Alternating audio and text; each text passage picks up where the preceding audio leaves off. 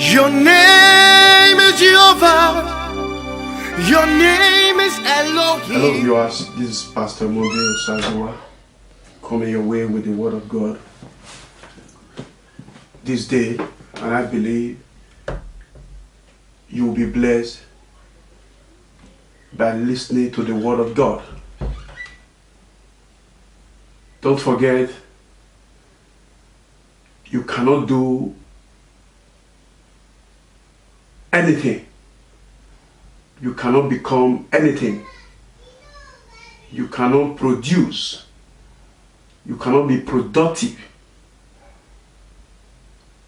without the word of God. The Bible says, forever your word is settled in heaven. Forever the word of God is settled in heaven. And if you place value in His word, you are placing value on your life. Because in the beginning was the Word, and the Word was with God, and the Word was God. The Word was made flesh, and it dwells amongst us. That Word is Jesus Christ. It's no other person. So anytime you study the Word of God, you are studying Jesus. Anytime you read the Word of God, you are reading Jesus. Anytime you listen to the Word of God, you are listening to Jesus. So today, you are not listening to me, but you are listening to Christ. And I believe Christ will bless you because He brought blessing and not a curse. He's coming to earth, breaks the course of life and everything that is to hinder your life, that is to make your life miserable. There is no life without Jesus, because He said, I am the way, the truth, and the life. Hallelujah. I'm going to share with you a topic that will turn your life around. A topic that will so bless you that the blessed will call you blessed. The blessed will call you blessed. If you can receive the word of God with meekness, if the light of this world shine on you, your life will not be the same again. Jesus of Nazareth is passing your way this day by His word. I want to share a topic with you which I titled, How to Make Grace Work. How to make grace work. Jesus brought grace to earth. Jesus brought grace to mankind. Jesus brought grace to me and you. But grace can be dormant. You can be living and it looks as if grace is not existing. So we're looking at how to make this grace that Jesus brought, how to make it work. I believe from today, grace will begin to work for you. You'll be living a life of grace and not a life under the law. Grace is above the law. You don't go under the law, you go under grace. Because of what Jesus has done. In the book of John,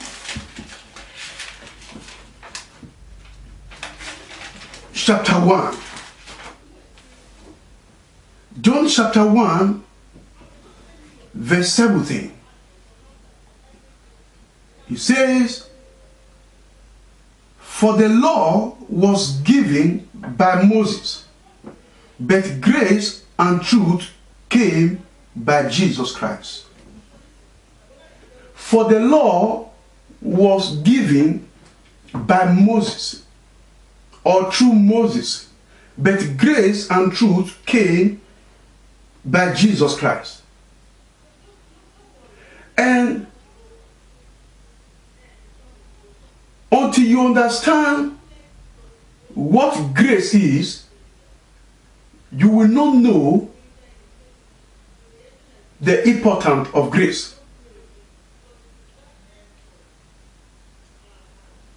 Someone think when you run across something, some kind of luck on the way, or somebody just bless you with something, you just said, "Oh, it was just grace, it was just grace." And most of the time, we limit the word like grace to be something of somebody gave you a gift, and things that are really very natural. But grace is not just ordinary. Grace is God leaving his throne to live with you. Grace is God leaving his throne to live with you. What is grace? Grace, I define grace as an expression of God's mercy, power, and unmerited favor towards human race. I repeat, grace is an expression of God's mercy, power, and unmerited favor towards human race.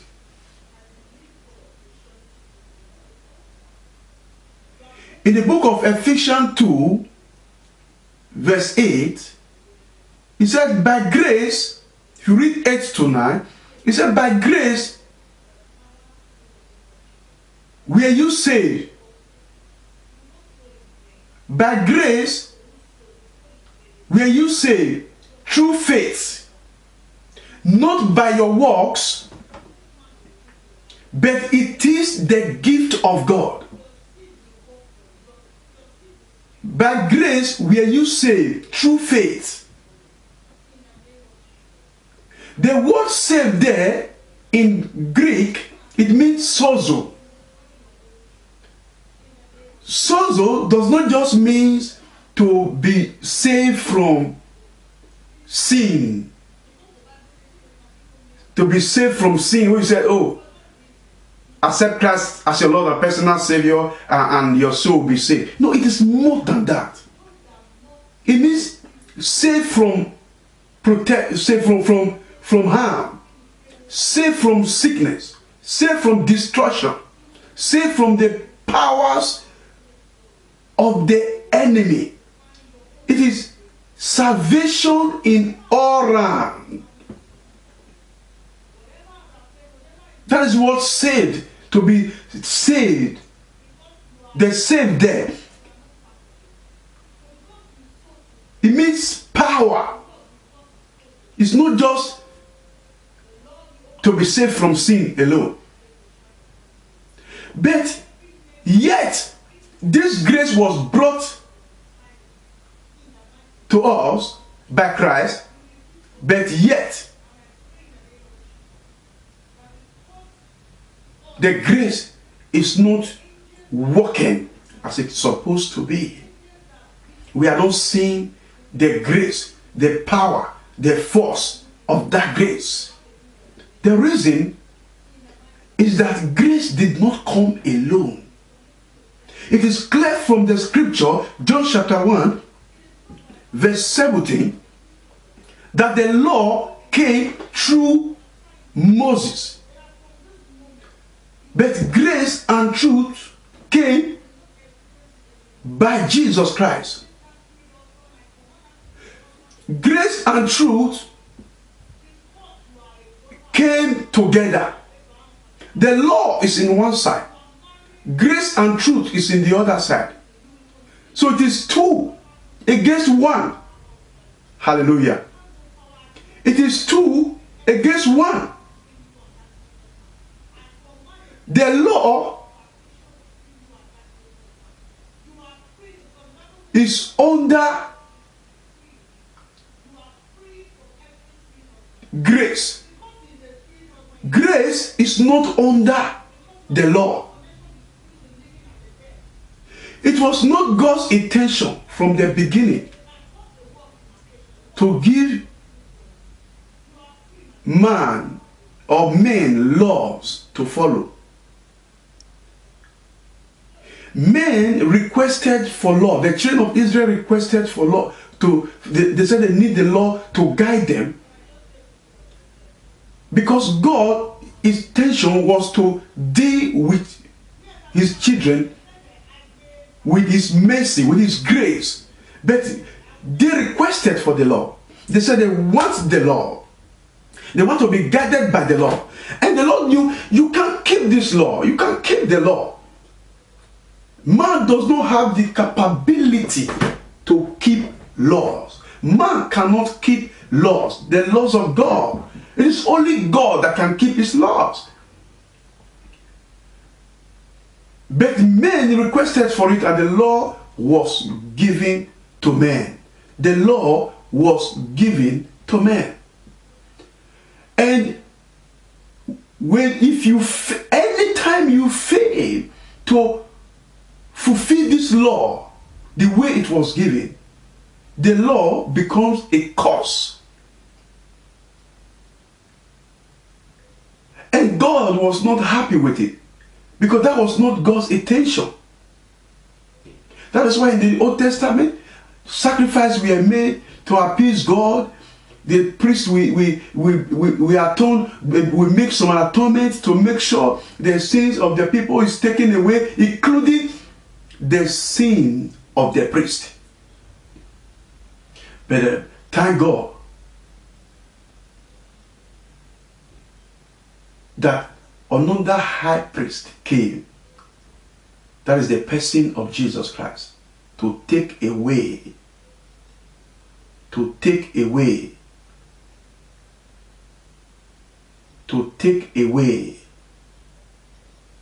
the sin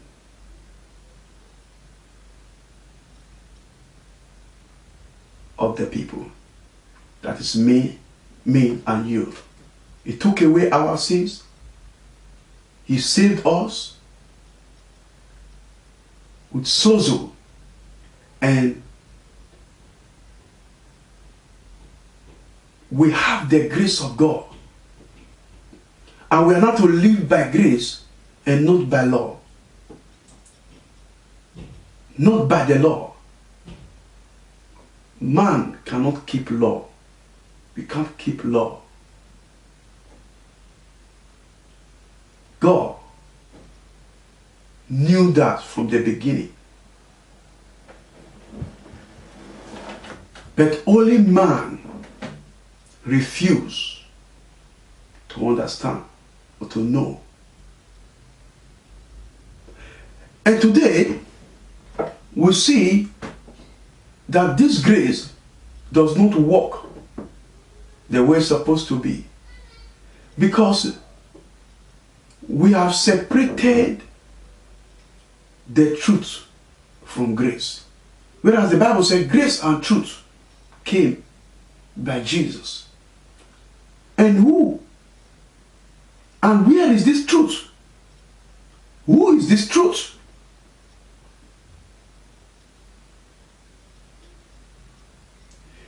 If you separate truth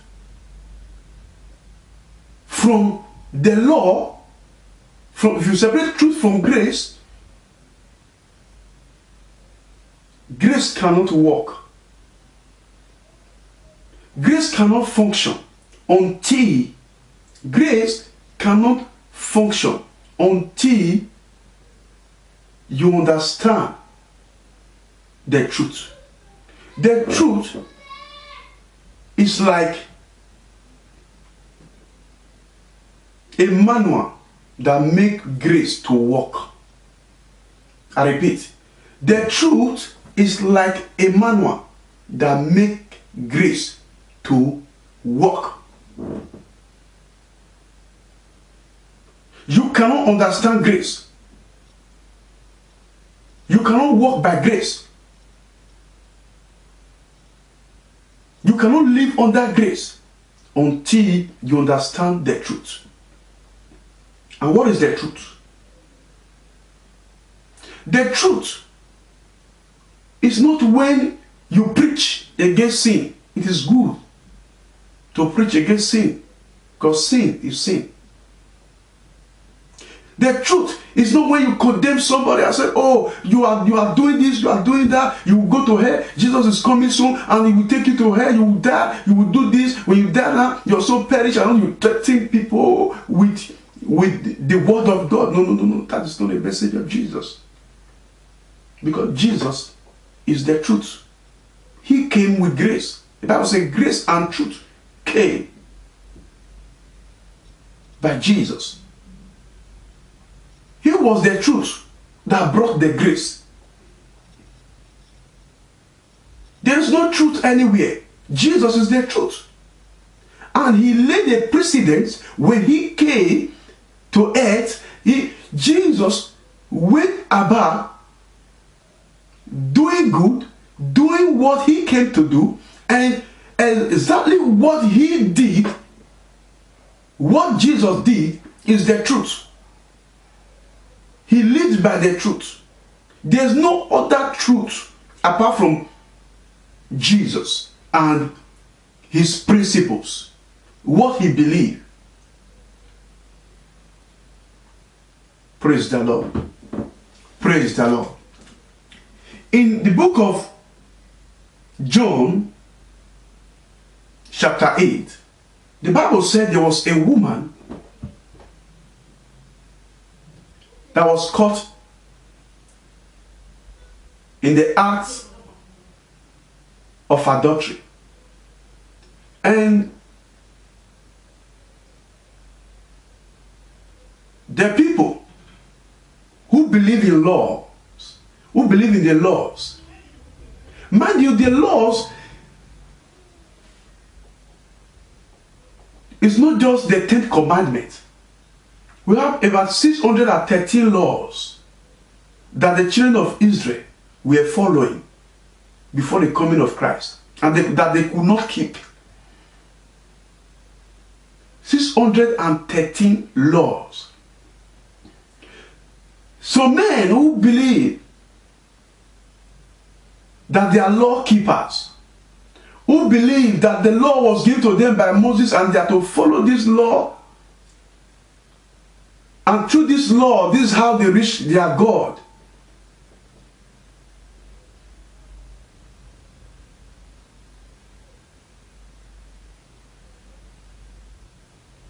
They took this woman and brought this woman to Jesus and said, you said you are the Son of God, and whatever you call yourself. Now, what do you think about this woman?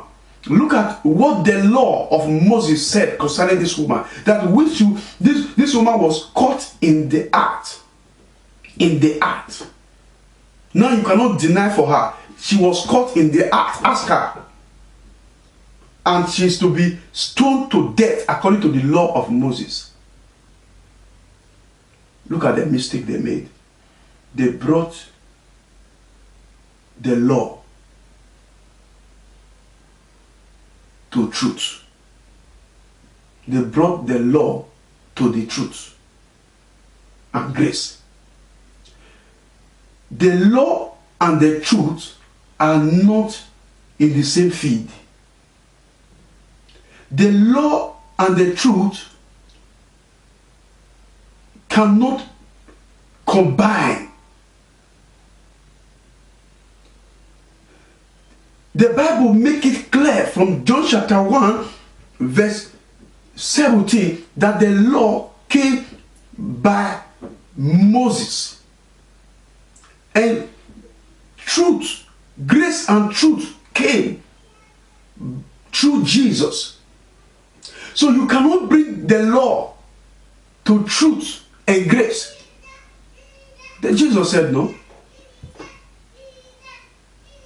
Why is it that people did not understand who is here? Now, he said, any of you who do not have any sin or have not committed any sin before, just cast the first stone on this woman, judge her, and stone her. Stone her to death, kill her. And the Bible said, everyone, sorrowfully went away.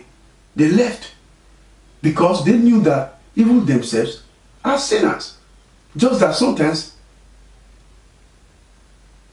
they were not caught like that woman. And Jesus asked the woman, "Woman, where are your accusers?" And the woman looked, said, "They are all gone. They are all gone." And Jesus said, "Do anyone condemn you?" She said, "No. They could not condemn me. They did not condemn me." And Jesus said, "Neither do I condemn you. I have the power to condemn you." Jesus had the power to condemn that woman. But he did not come to condemn the woman. You are out there listening to me. You are not condemned. No one can condemn you, and Jesus will not also condemn you. Jesus have not condemned you. Stop condemning yourself. Stop allowing people to condemn you. Jesus does not condemn. He came because of you. He will not condemn you. He can't do it. He can't do it. He has the power, but he can't do it. He is not wired to do that. Grace and truth came to bless and not to judge, not to condemn. Hallelujah. And Jesus told the woman, "Neither do I condemn you, but go and sin no more." Go and sin no more.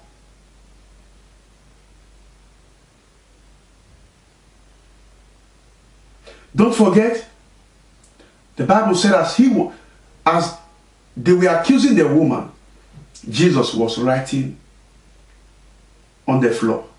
He bent and he was writing on the floor. The Bible never told us what he was writing. Don't forget, he was lecturing in the temple. That must be a stony floor. Automatically, Jesus could be writing on the stone, telling them, "I remember the law you are talking about. I wrote it." Because he said, "I and my Father are one." He wrote the law. He said, "This law are for me to keep, not you. You can't keep the law. Neither the woman, she can't keep the law." Was Jesus supporting sin? No. No. Grace and truth don't condemn. Praise the Lord. Praise the Lord. In John chapter 14, if you read from 1, the Bible said that Thomas was asking Jesus, "Now that you said you are going, you said you are going, you want to leave us, show us the way so that we can also get to the Father the same way you are going to the Father." And Jesus began to say, "Thomas, which way are you talking about? I am the way. I am the way.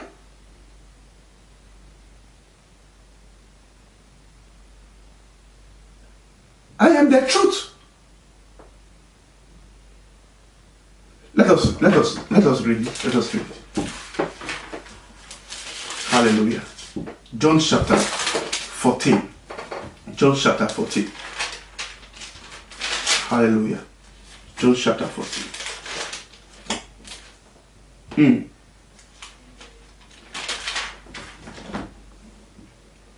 Verses 5 and 6. Thomas said unto him, Lord, we know not whither thou goest, and how can we know the way? Jesus said unto him, verse 6 now, I am the way, the truth, and the life. No one cometh unto the Father but by me. Hallelujah. Jesus is the way, the truth, and the life. The law, before Jesus came, the law was the way to get to God. When you fulfill the law, follow the ways of the law, you appease God by ram and the animals through the help of the priest and others. That was how the way to reach God. But when Jesus came, he said, no, there's a new way. I am not the way. You don't need to look for any other way anywhere. There's no way anywhere. I am the way. Today we have so many ways. The way of the Buddhist. Islamic is a way.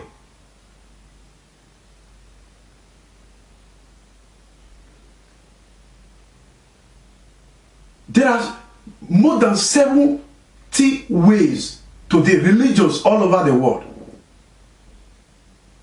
Those are ways. Those are people's belief on how to reach God. But there's no way anywhere. Jesus is the way. Even Pentecostal is not the way. Because you can find a Pentecostal who will not preach the message of Jesus. So that tells you that to be a Pentecostal does not mean that you are in the right way. The way is Jesus. When you preach the message of Jesus, then you are on the way. If you believe in Jesus, in spirit and in truth, then you are on the way. Jesus is the way. Then he said, I am the truth. I am the truth. He is the truth. Jesus is the truth. There's no truth anywhere. There are situations that you are going through right now. That situation is not the truth. That sickness, you have been told that you are sick. You have been told, listen, this is how grace will work for you. The Bible says grace and truth came by Jesus. You have been told that you are sick. And you believe it as the truth. You believe it to be true. You have been told that you are poor, or you have seen yourself poor. You have been told that you are possessed, and you have already accepted it. You have accepted the facts of your situation as the truth. But Jesus I've come your way to tell you this day that Jesus said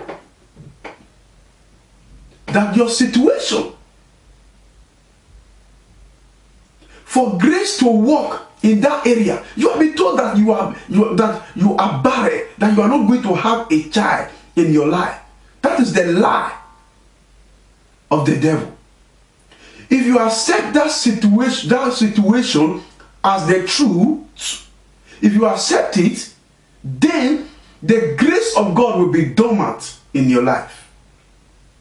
Then the grace of God cannot work. Don't forget, we are looking at how to make the grace of God work. Don't accept that situation, that physical affliction, burden that you see, and call it the truth. Because Jesus is the truth. That is why Jesus was never recorded sick. Jesus was never recorded barren.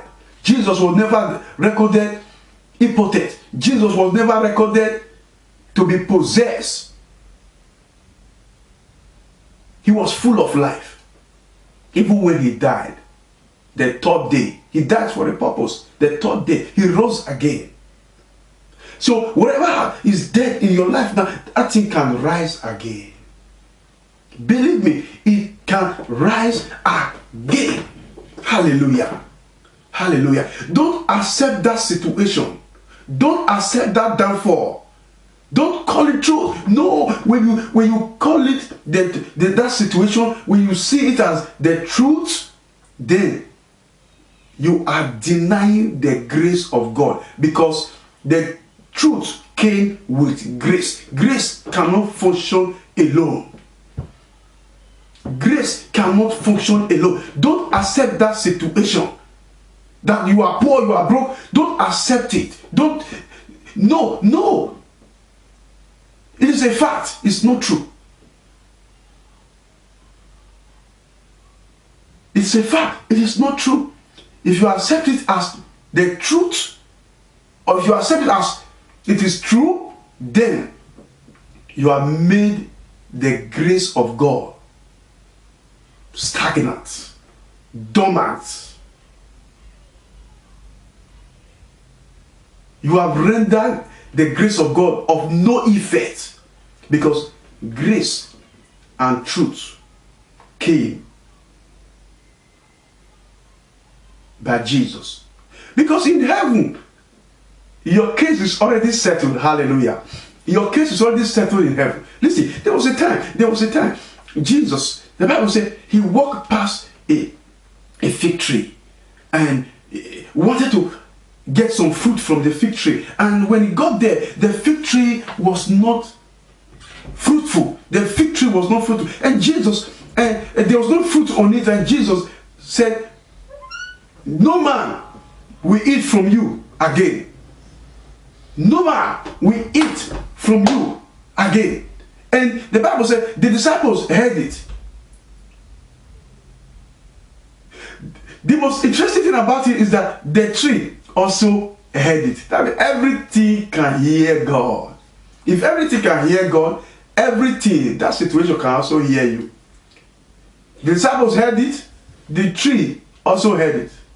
But was the tree dried up at that moment? No. No. When do you expect everything in your life to be microwave, to be microwave? You want everything instantly. No, it doesn't work like that. Jesus caused the fig tree, and the fig tree was still standing and did not dry up, and they left. Only Jesus knew that it is done. Why? Because when you cause anything, the Bible says, whatsoever you burn on earth shall be burned in heaven. It works from here. Hallelujah. It works from here. He said, by grace are you saved through faith. Your faith is needed here. When you speak to the fig tree will obey you. Hallelujah. When you speak to anything, they will obey you. And immediately Jesus caused the fig tree dried up in heaven. He saw it in the spirit realm, it dried up. But in the physical, it was still standing. When they were coming back, the disciples said, "Oh, Jesus, I did look at the fig tree you caused. How come the fig tree? Jesus, why are you surprised? Why are you surprised? Don't you know you can do the same? Don't you know you can do something that's more than this? What are you talking about? I caused this thing. I saw it dried up there. What? You are just seeing it now. It's surprise to you because you are just seeing it now." Hallelujah.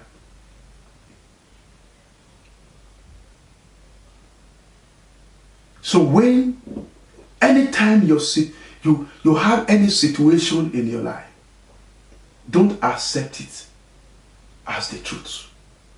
No. No. Are you trying to lie? No. No. Because in the kingdom that we belong to, we don't say things the way we see them. We say what we want to see. We don't say what we are seeing. Because what we see in this world is always rough.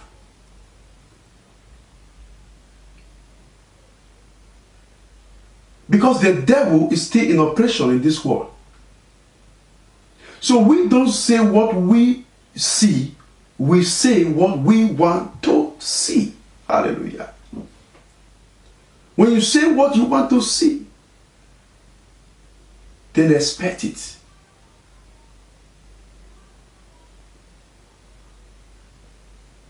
The truth empowers grace. Then you see the grace of God for healing. When you are sick and you deny it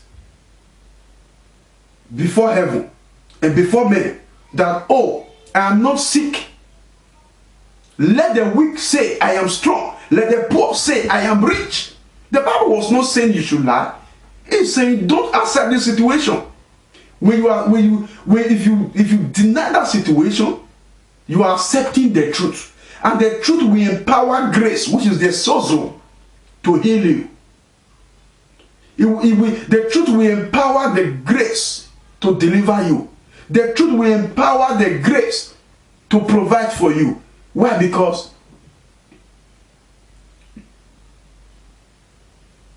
grace saved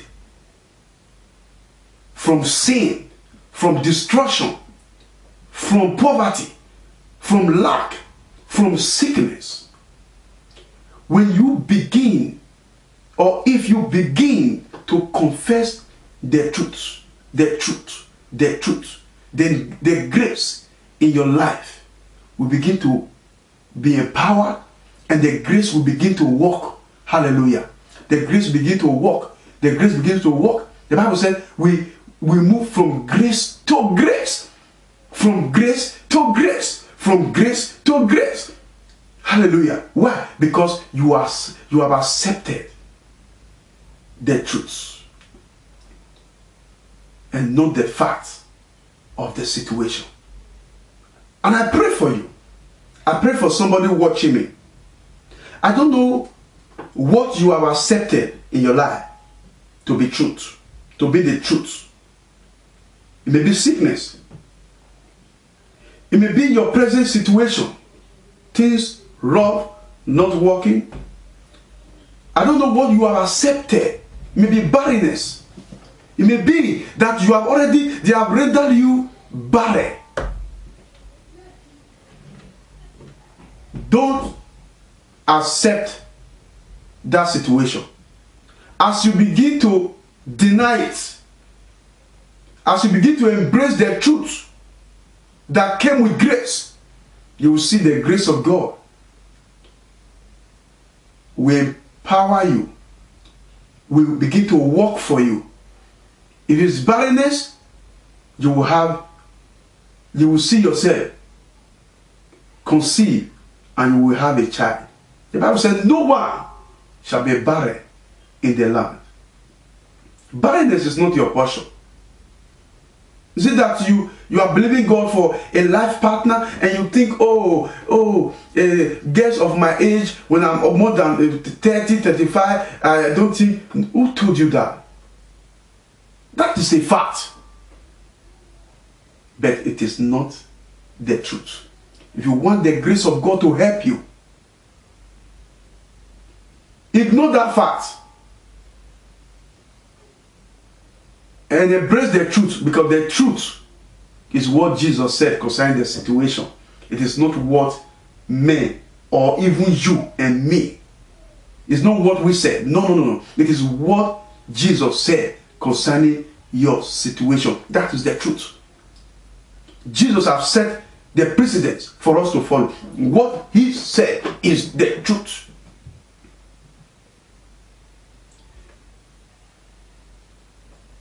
Anytime you want to give up in life, just look at what Jesus said concerning that situation. Whatever Jesus said is the truth. If Jesus said there is no hope, you know that there is no hope. And he never said so. Hallelujah. He never failed my soul. He never failed my soul. Since I believe in God, he never failed my soul. He never failed my soul. He never failed my soul. Since I believe in God, he never failed my soul. He never failed my soul. He never failed my soul. Since I believe in God, he never failed my soul. He never failed my soul. He never failed my soul. Since I believe in God, he never failed my soul. I pray for my viewers, you listening to me in your sitting room, wherever you are. I pray for you. May the grace of God be multiplied unto you. May you embrace the truth of the word of God today. May you embrace the word of truth that have come your way today. May this word bless you. May your life be transformed. May you be empowered by grace. May grace, may the presence of the grace of God take away every obstacle, disfavor, every disgrace in your life. May God empower you. May God bless you in that area, in that issue of barrenness, in that issue, in that sickness, in that financial situation, in that yoke, in that spirit that possesses your body, in that situation that you cannot even relate with anybody, in that marriage that seems to be crashing, in that relationship that is not working, in that barrenness, in that impotency that the devil have, that lie that the devil have told you. May God Almighty step into your situation. In the name of Jesus, may you rest on the grace of God.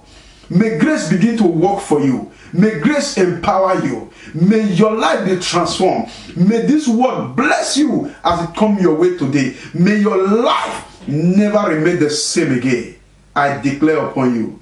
I bless you with the blessing of Abraham. Abraham, God dealt with him with grace and not with the law. I bless you with the blessing of Abraham. I bless you with the blessing of Isaac. I bless you with the blessing of Jacob. Thank you, Father, for blessing my viewers, for answering this prayer. In Jesus' name, I pray. Hallelujah. God bless you. See you next time until I come again with another wonderful word of God that will bless you. Hallelujah. Bye for now.